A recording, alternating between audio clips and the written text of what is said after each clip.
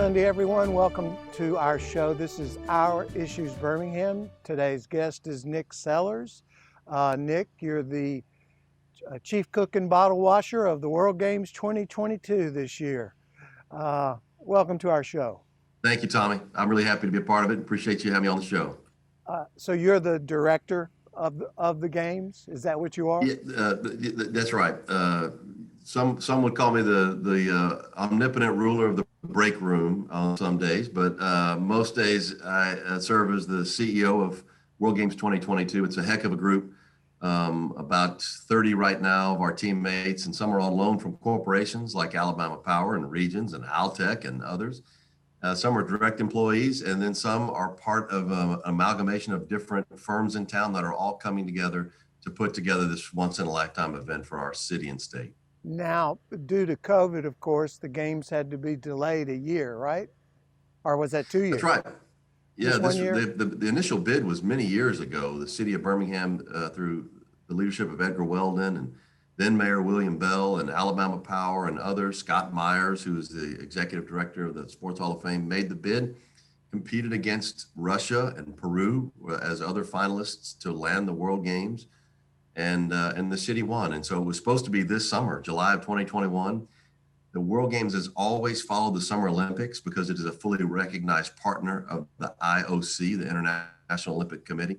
When the Summer Olympics had to postpone a year because of COVID in Tokyo, it caused us to have to move back a year too. So now the World Games will be July the 7th through the 17th of 2022 in Birmingham. And it's expected to bring a large number of people to Birmingham, I'm sure. Yeah. Tommy, the early estimates have been over 500,000 visitors and guests. Now, primarily those will be in a 4 to 5 hour drive time, southeastern U.S. that will come to participate and be a part of this really historic event. But we'll have thousands and thousands of guests from all over the world that will come to Birmingham to see our Southern hospitality.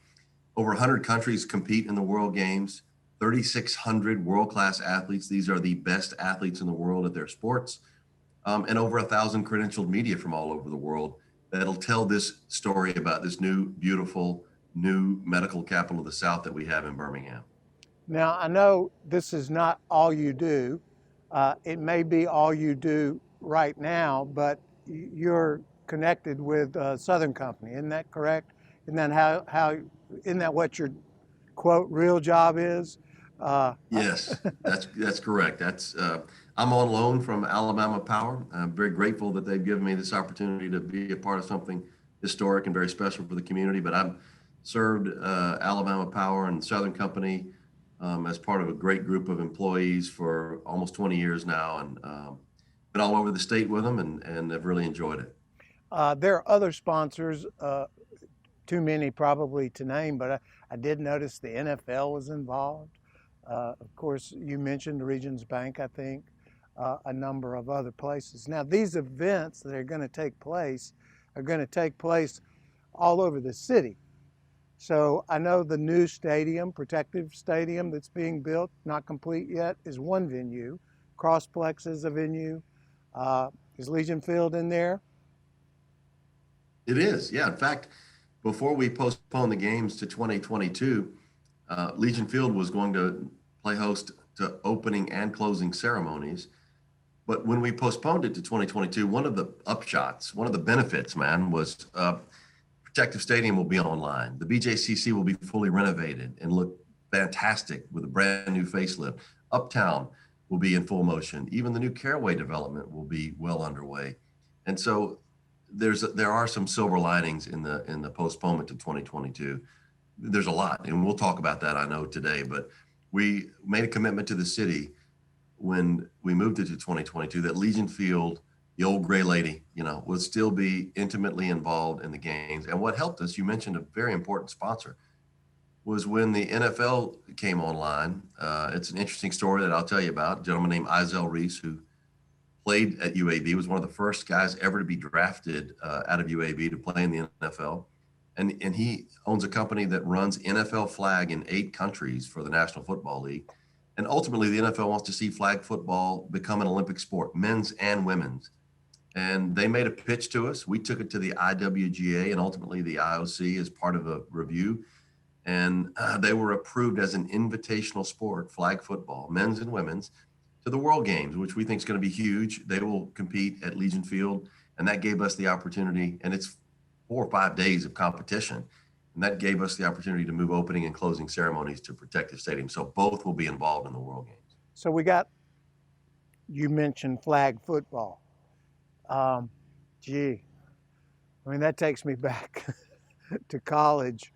And now you're talking about it becoming an Olympic sport. I know it's hard to laundry list the sports, but if you could tell us a little bit about a few of the peculiar ones that I found, and you can also tell people where they can go online to see the events that are calendared. Yeah.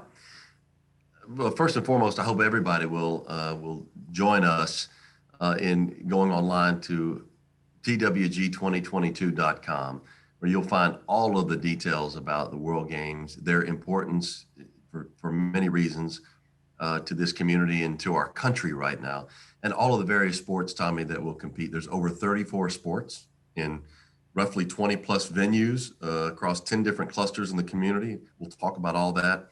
And they run the gamut, as you suggest, from martial arts to the water sports to ball sports to dance and gymnastics.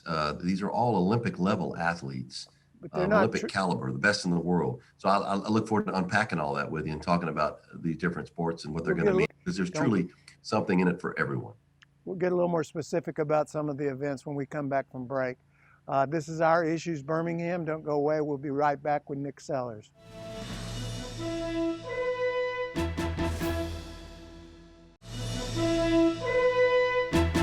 Welcome back to Our Issues Birmingham. I'm Tommy Spina. I'm talking to Nick Sellers, the CEO of the World Games 2022.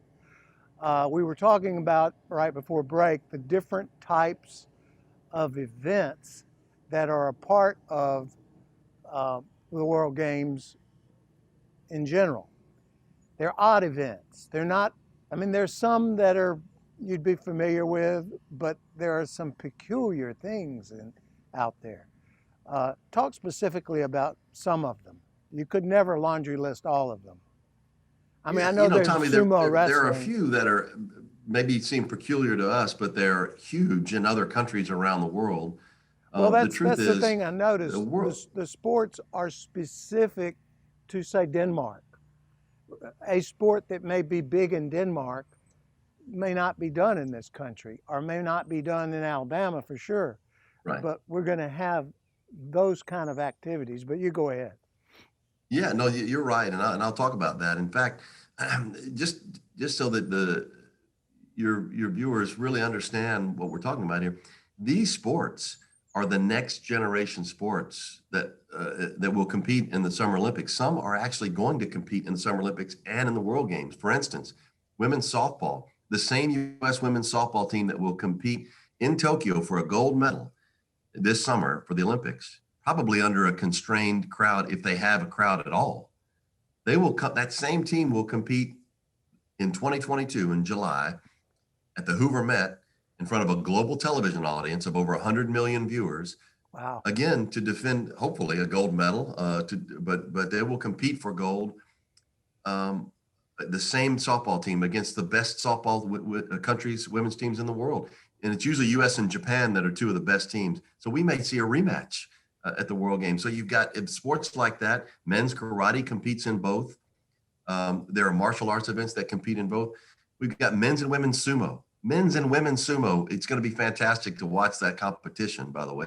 Kickboxing, yeah. Muay Thai. So all these folks that love the MMA type sports, the UFC, you'll see that. Some of the best athletes in the world who ultimately will be competing someday in the UFC, they'll compete at Boutwell Auditorium in the World Games.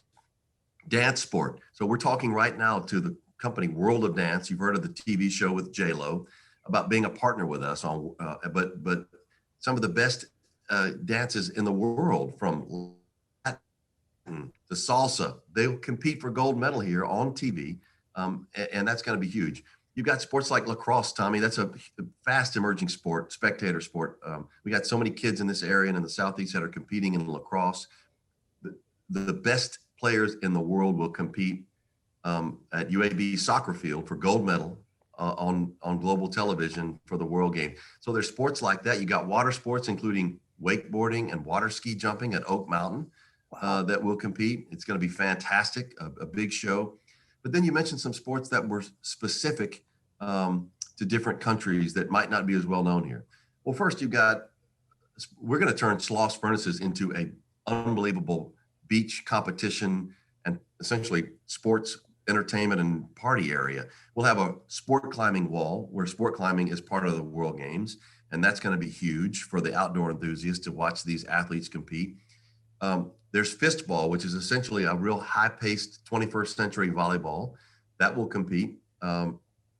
Then you've got some sport competitions, Tommy, like Bulls, which is essentially bocce ball. You're Italian. I mean, that's huge in Italy. Bulls is going to compete at Bessie Estelle Park. Squash, which is like a racquetball, will be competing at UAB.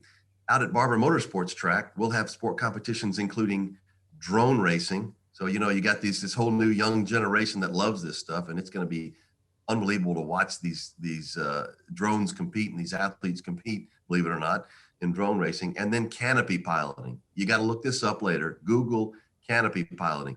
These are unbelievable athletes. They're kind of like, these athletes that you would see that are sort of daredevils. They jump out of helicopters. About 100 feet before the ground, they pop their parachute. They have to drag a foot across a water runway and land at a precision point. It's fast paced. There's going to be music and bands playing while these athletes do this. And canopy piloting is going to be really fun to watch out there. And then finally, a sport like korfball. It is the most I used to play that one. Participated sport in the Netherlands.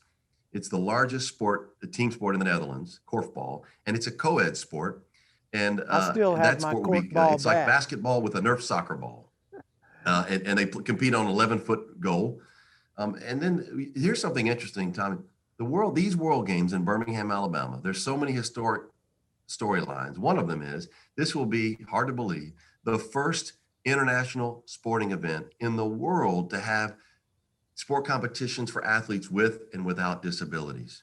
So think about it. The Olympics and the Paralympics compete separately. That's changing, but it won't happen before the World Games. We will lay claim to the first, as wheelchair rugby is a fully part of our official program. And they the best athletes in the world. If you've ever seen Murder Ball on Netflix, if you haven't, look it up. These are unbelievable athletes, and they'll compete in wheelchair rugby as part of our World Games. And the Lakeshore Foundation is our official disability inclusion and access partner. So many interesting storylines around these games, and it's really something for everybody. Well, just hearing you talk about it is exciting to me, to be able to be in the place where these things are going on. We're going to come back from break in just a minute and talk a little bit more about how people can go about getting to the venues. I assume Birmingham will not be blacked out in terms of television if people don't want to go fight the crowds. And I trust by the time these games roll around in 2022, we'll be back to where we were before March of 20. We're with Nick Sellers talking about the World Games. We're going to take a short break and be right back. Do not go away.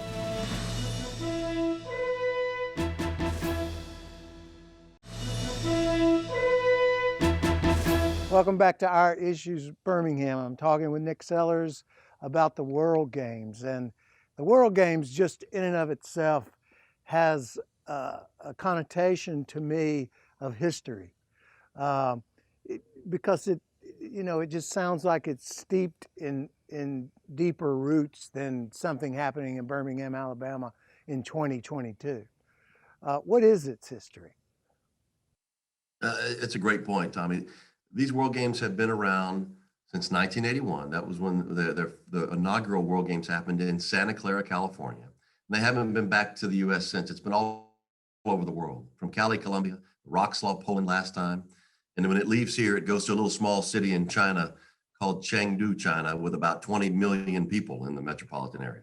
Small So city. obviously, this is a global event and takes on global significance. And look, here's the deal: a city like Birmingham only gets so many times up at the plate, and to put ourselves on an international stage. And I've said this before, Tommy, and you know this. You've been involved in the community so deeply for many years. The truth is, to the extent people think about the city of Birmingham, Alabama, outside of our state, outside of the Southeast, certainly around the world, they probably think about us in black and white.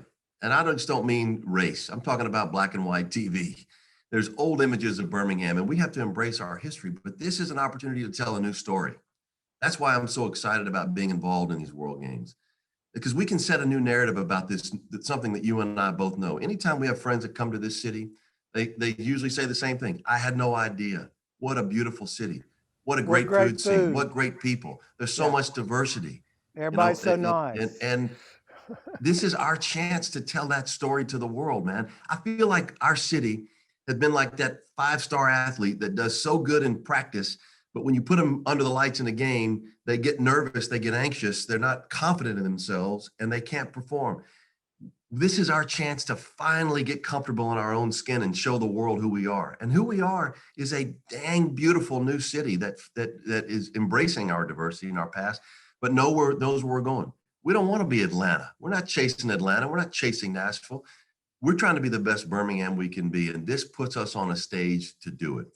So here's another thing. This will be the first major international sporting event on American soil coming out of this pandemic. So you mentioned hopefully, and we have the best medical experts in the world serving on our medical committee, including UAB, infectious disease, and others that are guiding our actions. But by all accounts, by July of 2022, all this stuff's going to be in the rearview mirror. Now, we'll prepare in case it's not, but we believe it will. And when it is, this will be the first chance for the world to reconnect, for humanity to reconnect and sort of hug it out. And it's going to be in Birmingham, Alabama, around some of the most fantastic sporting events and entertainment that we'll ever host. It's the biggest sporting event in the history of our state internationally. And this is our chance to put our best foot forward. So I want to encourage everybody to lean into this moment and let's show the world this new city. You're giving me chill bumps. What can Tommy Spina or John Q. Public do to engage into the World Games? What I don't want to suggest we're just going to sit back and turn on the television and get a remote control. I assume it'll be televised through the sport networks and probably the regular networks as well. But what can the individuals do to engage in it? Tommy, we haven't announced it yet, so I'll announce it on your show first, but it is going to be televised. We're in the final throes of signing our contract with CBS. So we'll have up to 2 hours on the mothership, CBS. That's 120 million household dates and sports. So the CBS Sports Spectacular, this will get a lot of eyes on it across the United States. That's domestically. Internationally, it's going to be broadcast on ISB. That's International Sports Broadcast, the same production partner that broadcasts the Olympics. We'll be broadcasting us in over 100 countries around the world. So first and foremost, you can watch it. And I hope that people do that when they're not there. But more importantly, to pull off an event like this,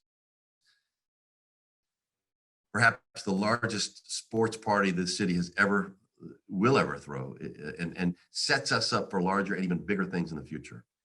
We're going to need a lot of volunteers. We're going to need about 2,000 or north of 2,000 volunteers in every facet of this, from help with transportation to with all of our hospitality, to help with our dignitaries from over 100 countries. Look, we're inviting and he's going to come. The president of the IOC, Dr. Thomas Bach, will be here. Dignitaries from all over the world will be here. This is a chance to show our hospitality to them, and there's so many opportunities to engage.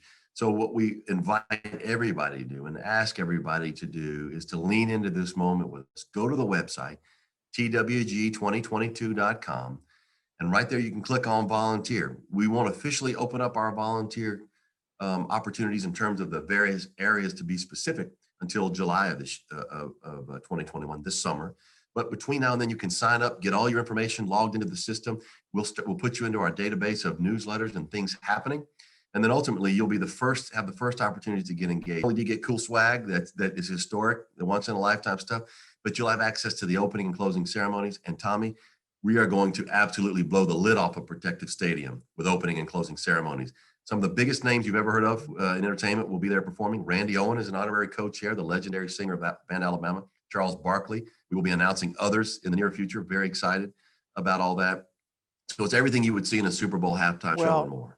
As a former Croonin' for Critter idol, are you intending to perform at that closing event? You know, even though I may have a little bit of influence about what goes on, I don't even think I've got that much influence. They know better than to let me take the microphone during opening ceremonies, but maybe the after party. If you need somebody to fill some time, I can do about a 45-minute set of Hey Jude. The na-na-na I expect part, you to be involved in the that after over party and for over sure. Again. Thanks for being with us, Nick. This is Our Issues Birmingham. We'll see you next week.